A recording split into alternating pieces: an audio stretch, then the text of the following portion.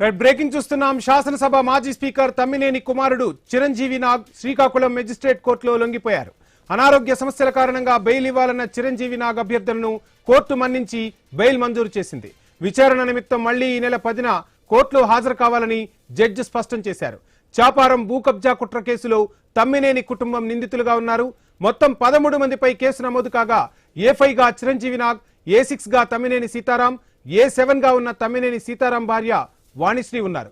ఈ కేసులో 8 మంది అరెస్టు కాగా ఇప్పటికే బెయిల్ పై పలువురు నిందితులు విడుదలయ్యారు.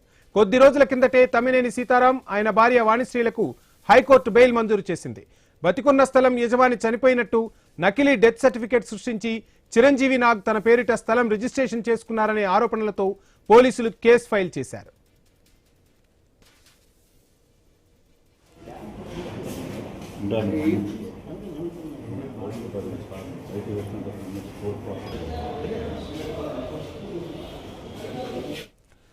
శాసనసభ మాజీ స్పీకర్ తమ్మినేని కుమారుడు చిరంజీవి నాగ్ శ్రీకాకుళం మెజిస్ట్రేట్ కోర్టులో లొంగిపోయారు. అనారోగ్య సమస్యల కారణంగా బెయిల్ ఇవ్వాలన్న చిరంజీవి నాగ్ అభ్యర్థనను కోర్టు మన్నించింది, బెయిల్ మంజూరు చేసింది.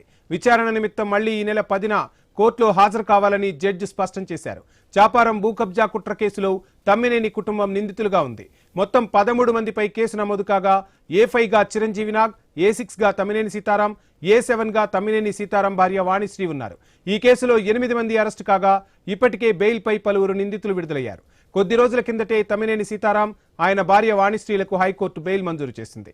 బతికున్న స్థలం యజమాని చనిపోయినట్టు నకిలీ డెత్ సర్టిఫికేట్ సృష్టించి చిరంజీవి నాగ్ తన పేరిట స్థలం రిజిస్ట్రేషన్ చేసుకున్నారనే ఆరోపణలతో పోలీసులు కేసు ఫైల్ చేశారు.